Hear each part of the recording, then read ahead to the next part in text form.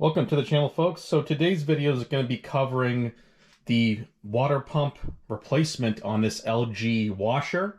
Now recently I've had the issue of water not draining completely out of the washer, and it would build up right to the top edge here.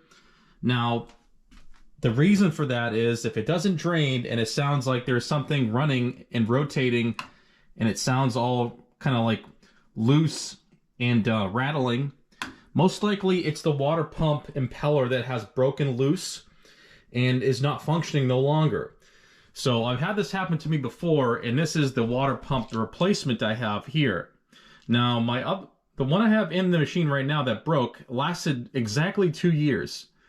And this right here is the replacement, and this impeller here is what breaks loose. Okay, and then it rattles around inside the pump housing. So we're going to go ahead and replace it with this brand new one. This was like 20 bucks off of Amazon. I will include it in the description below, the link to the Amazon product. So check that out if you're interested. But this will work for LG and Kenmore and possibly others like Maytag and Whirlpool and Genair and all sorts of other different brands. But essentially, we're going to go ahead and remove this from the unit right now. This like 3 or 4 screws in the back side of this flange. Okay, and simply pop it off and then pop this one back in and plug it in right on the terminals right there, and we should be back in operation. And like I said, this happened 2 years ago, and you know, the same exact issue. Water builds up inside the washer, you can't drain it. And the trick is to draining it when you have this kind of issue is right here. So there should be some kind of access panel. This right here was for the filter basket. So your pet hair, all big debris and chunks will collect in this. And then this little hose right here pops out and actually will allow you to drain into a bucket. You see how I have this on a riser? It's perfect. I wouldn't have it any other way, because if you had this low to the ground, this would be a problem. You couldn't be able to drain this as easily into a bucket. So keep that in mind. You know, I ran the cycle that was in there, the clothes that were wet and saturated and waterlogged. I basically ran the rinse and spin cycle, and then I went ahead and drained it manually from this hose to get everything out of the washer and have it finish its cycle. So that's what that is right there. You'll have a little drain hose so you can manually drain it. And keep an eye on this, because typically this debris in this basket will, I'm not going to open this up right now, but it's like a screen basket. It will collect all the debris, and I think sometimes some of that will get past the basket and chew up this impeller here. So it's possible that that's happening. I don't know, but I'll check it out when I take this apart and see if I find anything on the inside. But let me go ahead and start taking off this panel, removing screws and exposing this panel just enough to you know, sneak my hands in there and disconnect the actual existing pump. I may be able to sneak in through here. I'm going to try that first, but I doubt that's going to be possible. All right, so enough talking. Let me go ahead and start stripping this thing down and then show you guys what it looks like. All right, so here it is disassembled. I went ahead and removed the 2 screws from here. That was for the soap access. Once I did that, I was able to pop off the panel and disconnect all the harnesses. As you can see, it is a whole bunch of harnesses. And then I went ahead and removed the screws from the top of the panel here. And then I was able to lift this thing straight up and out and break it free. And as you can see here, I went ahead and I already moved. Let's go ahead and try to do this on camera here.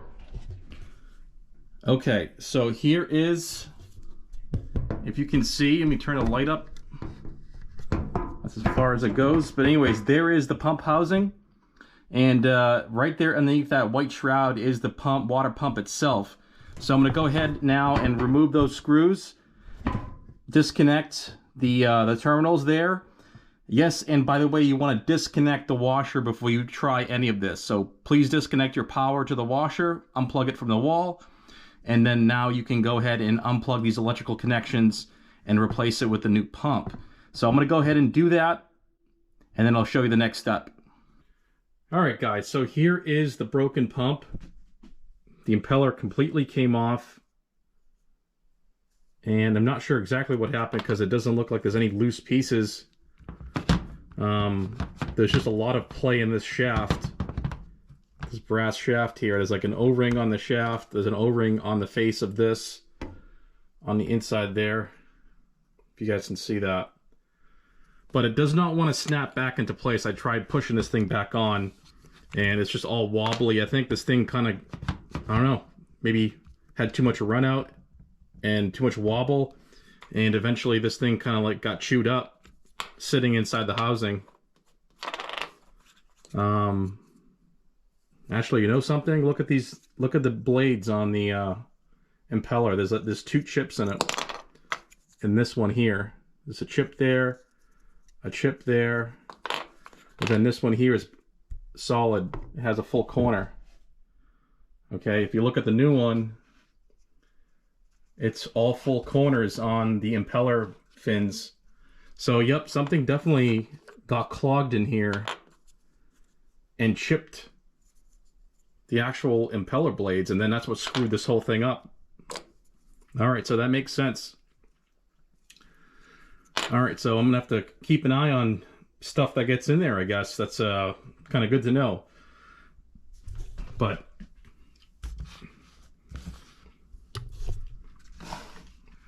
all right, so brand new pump, old pump. I think we learned our lesson here. We have some kind of issue when it comes to debris getting inside the drain in the wash machine. Not sure exactly what, but I'm going to go ahead and replace it now with the new pump. Put back this white housing. I'm not sure what this is for, but I think it maybe is just to keep it protected. But anyways, I'm going to go ahead now, replace this, and then give you my final thoughts on this whole process. All right, so here she is, all said and done. And what do we learn about this this process here? Well, you're going to want to wear some long sleeves and some gloves because the sheet metal on this appliance is pretty sharp. So you're going to be reaching in there in a very tight space, and you may get cut up because the stuff is sharp. It's very sharp edges.